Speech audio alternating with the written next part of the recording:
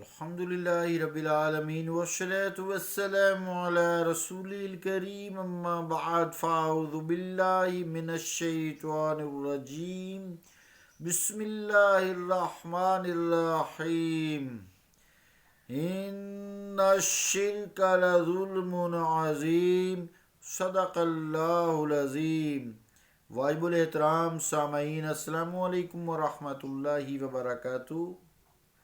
آیت کریمہ جو تلاوت کرنے کی سعادت حاصل کی ہے اس کا ترجمہ سماعت فرمائیں۔ بے شک شرک ظلم عظیم ہے، اللہ کا قول سچا ہے جو بڑی ہی عظمت والا ہے۔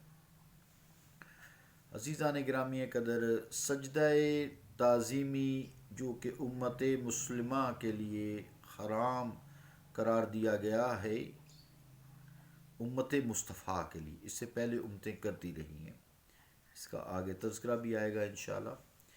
تو وہ لوگ جو شرک کا راگ الاپتے رہتے ہیں، جب بھی کبھی وہ اللہ تعالیٰ کی تجلی دیکھتے ہیں اور ایک ان پہ کیفیت اگر طاری ہو جاتی ہے تو وہ خود بھی جو جنہیں کہتے ہیں مفتیان شرک کہ ہر بات پہ شرک کرتے ہیں، وہ بزبان حال عمر خیام کی یہ ربائی کا مفہوم یا ربائی گنگنا رہے ہوتے ہیں۔ ربائی بڑے مزے کی ہے، سماعت فرمائے، میں ترجمہ بھی کرتا ہوں، فارسی میں ہے۔ یا رب تو جمال ماہ مہر انگیز، آراستائی با سنبل عنبر بیز، پس حکم ہم کنی کے درے دے منگر، این حکم چنا بود کے کج دارد مریض۔ ترجمہ دیکھیں ربائی کا۔ حضرت عمر خیام رحمۃ اللہ علیہ فرماتے ہیں کہ اے میرے پروردگار، یا رب یعنی اے میرے پروردگار، تو نے اس محبت کے جذبات کو ایسے ابار دیا ہے، ایسے جیسے کہ چاند کو خوشبودار زلفوں اور بلا کے حسن و جمال سے آراستہ کیا ہے، پھر اسے نہ دیکھنے کا حکم بھی صادر فرما دیا ہے۔ میرے مالک، یہ حکم تو ایسا ہے کہ ایک شخص سے کہا جائے کہ برتن ٹیڑھا بھی رکھ، اور کچھ جو برتن میں ہے وہ گرنے بھی نہ پائے۔ مراد یہ ہے کہ جہاں اللہ تعالیٰ کی چہروں پہ تجلی ہوتی ہے، ان کو دیکھ کر انسان کے دل کو تسلی ہوتی ہے۔ اولیاء اللہ تعالیٰ کے برگزیدہ بندے، من النبیین والصدیقین والشہداء والصالحین، قرآن کریم کی یہ آیت ہے، اس کے زمرے میں جو آتے ہیں۔ پھر صالحین میں اولیاء کرام ہیں، کاملین مشائخ ہیں۔ عزیزان گرامی قدر، یہ ان پہ لوگ کچھ جھوٹی تہمت لگاتے ہیں، وہ اپنی عبادت نہیں کراتے، کوئی ثبوت نہیں ہے کسی نے آج تک اپنی عبادت کرائی ہو اور پھر اسے عبادت کرا کے جائز بھی قرار دیا ہو، بلکہ جس کے متعلق انہیں علم ہوا کہ وہ مشرکانہ خیالات رکھتا ہے اور ان مشرکانہ خیالات کے سبب کوئی ایسا فعل کر رہا ہے، اس سے سمجھاتے ہیں، پھر اس سے برات کا اظہار کر دیتے ہیں، سختی سے سمجھاتے ہیں۔ حتیٰ کہ تاریخ گواہ ہے کہ سلطان الاولیاء، شیر خدا حضرت علی کرم اللہ وجہہ نے ایسے سرفروں کو جو محبان علی کہلاتے تھے اور آپ کے ساتھ مشرکانہ عقائد رکھتے تھے، آپ کے ساتھ ایسی صفات منسوب کرتے تھے جو اللہ تعالیٰ کی ہیں، یا آپ کی صفات کو اللہ تعالیٰ کے ہو بہو برابر رکھتے تھے، تو آپ نے جلوا دیا تھا۔ یہ غالی فرقہ ہوا ایک، آج بھی اس کے آثار موجود ہیں، کہیں کہیں، ہر کوئی نہیں، بہت سرفرے سے ہوتے ہیں، تو یہ پاکستان میں بھی ہیں، لیکن چند ایک ہیں، گنتی کے ہیں۔ میری مراد یہ جو اہل تشیع ہیں، یہ نہ آپ سمجھ لیجئے گا، یہ نہ سمجھیے، مہربانی کیجئے گا، غالی فرقہ ہوا ہے جو ادھر کافرستان یا چترال چترال ادھر ادھر جو ہے، یہ کچھ لوگ ہیں، کچھ اسماعیلی فرقہ سے ہو گئے، پھر اس طرح نا۔ تو البتہ حضرت علی کرم اللہ وجہ نے ایسے بدبختوں کو جو آپ کو اللہ کہتے تھے، جیسے عیسائی حضرت عیسیٰ کو کچھ ان کے فرقے ہیں اللہ جانتے ہیں، خدا جانتے ہیں، مانتے ہیں، تو کافر ہیں۔ تو کلمہ گو کو جو لا الہ الا اللہ محمد رسول اللہ کا قائل ہے، دل سے ایمان لایا ہے، اللہ کی توحید کا قائل ہے، اللہ تعالیٰ کی ذات و صفات میں کسی کو شریک نہیں ٹھہراتا، چاہے وہ کسی بھی پارٹی یا فرقہ سے تعلق رکھتا ہے، اس کو کافر تو نہیں کہہ سکتے نا، نہیں کہہ سکتے۔ چونکہ میں نے بات کی ہے تاکہ لوگوں کے ذہن میں کوئی ایسی بات نہ پھیل جائے کہ میں کوئی غلط بات کر رہا ہوں، میں نے کوئی ایسی بات نہیں کی۔ غالی فرقہ ایک ہوا ہے، آپ تاریخ پڑھ سکتے ہیں، آپ صلی اللہ علیہ وآلہ وسلم کے بعد حضرت علی کرم اللہ وجہ کو وہ اسی طرح جانتے تھے جیسے اللہ کو جانتے ہیں، تو آپ نے انہیں جلوا دیا تھا۔ یہ تو ایک چلو ٹاپک ختم ہو گیا کہ حدیثوں میں آتا ہے کہ اگر کوئی شخص فوت ہوتا ہے، یہ بھی ساتھ ساتھ سنتے رہا کریں تاکہ انسان کا تزکیہ نفس کا مطلب بھی ہوتا ہے کہ انسان اپنے عقیدے میں بہت پختہ ہو جائے، کسی کو خواہ مخواہ کافر نہ کہے، مشرک نہ کہے، بلکہ اپنے آپ کو بہت گناہ گار سمجھے، ایمان کی حالت میں بھی اپنے آپ کو بہت سخت گناہ گار سمجھے۔ تو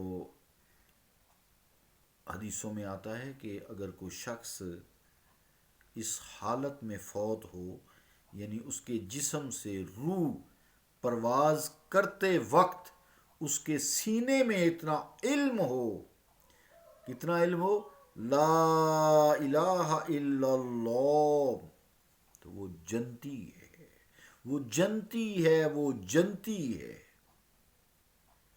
اب آپ سوچیں گے کہ حدیث پاک میں پھر محمد رسول اللہ نہیں ہے، یہ اس وجہ سے نہیں ہے، اس میں ایک نقطہ ہے کہ حضرت آدم سے لے کے آپ صلی اللہ علیہ وآلہ وسلم تک جتنے بھی انبیاء رسول آئے، ان کا مین طریقہ تبلیغ یہ تھا، امت سے کہتے تھے کہو لا الہ الا اللہ تفلحو، یہ بھی حدیث بھی ہے، یہ حضرت ابو ہریرہ سے ہے۔ یہ ان کو کہا تھا کہ باغ کے باہر کو ملے تو جو تمہیں یہ کہتا وہ ملے کہ قولوا لا الہ الا اللہ تفلحو، کہ تم کہو لا الہ الا اللہ تو فلاح پا جاؤ، جو جنتی ہو، دنیا بھی اچھی آخرت بھی اچھی۔ تو جس کے سینے میں اتنا علم ہو، اس حالت میں وہ فوت ہوئی، غیب کا علم ہوگا نا، کسی کو کیا پتا کہ اس کے سینے میں کیا تھا جب روح اس کی نکلی ہے۔ تو ظاہری اعمال سے تو وہ کافر تھا، ہو سکتا ہے چند گھڑیاں پہلے مسلمان ہو گیا ہو، ایسی کئی ہمارے پاس مثالیں موجود بھی ہیں۔ تو جہاد میں بھی آپ صلی اللہ علیہ وسلم نے صحابہ کو فرمایا تھا کہ جب صحابہ نے آ کے بتایا تھا کہ ایک شخص نے کلمہ پڑھ لیا تو ہم نے اس کی گردن اڑا دی، فرمایا تم اس کے دل تک رسائی حاصل کی تھی تم نے، جب وہ کلمہ پڑھ گیا تھا تو اس کو کیوں قتل کیا؟ تو عزیزان گرامی قدر، جس شخص کے بات آج دوسری طرف سلپ ہو گئی ہے ذرا، جس شخص کے سینے میں اتنا علم ہو لا الہ الا اللہ، وہ جنت میں جائے گا۔ یہ لا الہ الا اللہ اس لیے ہے اور محمد رسول اللہ یہاں اس لیے نہیں فرمایا گیا تاکہ حضرت آدم، چونکہ سارے انبیاء کا ایک ہی سبق تھا، حضرت آدم سے تا قیامت تک جو لوگ آئیں جو محمد مصطفیٰ علیہ الصلوۃ والسلام کی امت سے نہیں ہیں، تو وہ بھی جنتی لا الہ الا اللہ جن کے سینے میں ہوگا وہ بھی جنت میں جائیں گے نا۔ اس لیے یہاں محمد رسول اللہ نہیں کہا، ورنہ پھر صرف امت مصطفیٰ ہی جنت میں جاتی نا، باقی انبیاء کی امتوں کا کیا ہوتا جو ایمان لائے، توحید پہ فوت ہوئے، جنہوں نے کبھی شرک نہیں کیا یا شرک کیا تو توبہ کر لی۔ تو بہرحال بات بہت پھیل گئی، وقت بھی تقریباً پورا ہو گیا۔ میں نے سوچا تھا کہ آج میں اس کو پورا کر کے آگے جواز دست بوسی کروں گا، چلیں بہرحال عزیزان گرامی قدر یہ بھی چلو ایک علم ہو گیا۔ یہ ایک مقبولان خدا کے خلاف سوچی سمجھی سازش کے تحت ایک پروپیگنڈا ہے. چیک آتے ہیں نا باہر سے، یورپ سے، ادھر ادھر سے چیک آتے ہیں. مستشرقین جو یورپ کے عیسائی اور یہودی ہیں وہ چیک دیتے ہیں ایسی واہیات باتیں پھیلانے کے لیے. تو عزیزان گرامی قدر یہ محض ان کی ہٹ درمی ہے، ہرزہ سرائی ہے، یاوہ گوئی ہے، تہمت ہے کہ مقبولان خدا کی پاس جو لوگ جاتے ہیں، ان کی بارگاہ میں جاتے ہیں یا ان کی دربار پر حاضری دیتے ہیں ان کی موت کے بعد، تو وہ کچھ شرک نہیں کرنے لگ جاتے. یہ ایسا نہیں وہ کر سکتے. مقبولان خدا، اولیاء کرام، صالحین کی یا انبیاء کی، صدیقین کی، شہداء کی یہ ایسی جو ہے تعلیمات نہیں ہیں، نہ ان پہ کوئی عمل کرتا ہے، نہ انہوں نے ایسی تعلیمات دی ہیں. اولیاء اللہ کے آستانوں کی حاضری تو بہت بڑی سعادت ہے عزیزان گرامی قدر، کیونکہ قرآن کریم میں فرمایا نا کہ وَمَن يُطِعِ اللَّهَ وَالرَّسُولَ، جس نے اللہ اور اس کے رسول کی اطاعت کی، فَأُولَٰئِكَ مَعَ الَّذِينَ أَنْعَمَ اللَّهُ عَلَيْهِمْ، بس یہ ان لوگوں کے ساتھ ہوں گے جن پہ اللہ نے انعام کیا ہے. کون سے؟ من النبیین والصدیقین والشہداء والصالحین وحسن اولئک رفیقا. اور تمہارے یہ کتنے اچھے ساتھی ہیں، یہ دیکھیں انبیاء، صدیقین، شہداء، صالحین. تو یہ صالحین ہیں عزیزان گرامی قدر، ان کی ہمیں تعظیم زندگی میں بھی کرنی چاہیے اور ان کے خلاف کوئی ایسی بات نہیں کرنی چاہیے. محض حسد ہے، جاہل لوگوں کو اپنے ساتھ لگا کر انسان جو ہے یہ ایسی حرکتیں کرواتا ہے اور خود بیچ میں دو روٹی کا لالچ ہوتا ہے. انسان کو چاہیے کہ خود سوچے، قرآن کریم پڑھے، احادیث مبارکہ پڑھے، پھر اسے معلوم ہو جائے گا کہ ایسے لوگوں کے لیے ہم دعا بھی کرتے ہیں نماز میں. کیا دعا کرتے ہیں؟ اہدنا الصراط المستقیم، یا اللہ ہمیں سیدھے راستے پر چلا. کون سا راستہ؟ صراط الذین انعمت علیہم، ان لوگوں کا راستہ جن پہ تو نے انعام کیا ہے. انعمت علیہم غیر المغضوب علیہم ولا الضالین، نہ کہ ایسے لوگوں کا راستہ جن پہ تو غضبناک ہوا اور جو گمراہوں کا راستہ ہے. تو وہ یہی ہے نا، من النبیین والصدیقین فاولئک مع الذین انعم اللہ علیہم، ان پہ اللہ نے انعام کیا نا. کون سے؟ من النبیین والصدیقین والشہداء والصالحین. یہ تو عزیزان گرامی قدر اللہ رب العالمین ہمیں ایسی خرافات، ایسے کینہ پرور لوگوں سے بچائے، ایسے حاسدین سے بھی ہمیں بچائے، اور جو خود بھی سعادت سے محروم رہتے ہیں اور دوسروں کو بھی محروم کرتے ہیں. اگر یہ کوئی ایسی بات سچی ان کی ہوتی تو ہم بھی نصیر الدین شاہ صاحب کے حوالے سے کہہ سکتے تھے پھینک دینے کی کوئی چیز نہیں فضل و کمال. اللہ ان پہ فضل کیا نا، پھینک دینے کی کوئی چیز نہیں فضل و کمال، ورنہ حاسد میں تیرے واسطے یہ بھی کر لو. یہ چیز سعادت ہی ایسی ہے، ان کے ساتھ تعلق، ان کے راستے کو اپنانا. تو عزیزان گرامی کے وقت پورا انشاءاللہ، باقی اسی کو کوشش کروں گا میں کل پورا کرنے کی. صلی اللہ تعالی علی رسول خیر خلقہ محمد وعلی آلہ وصحبہ اجمعین برحمتک یا ارحم الراحمین.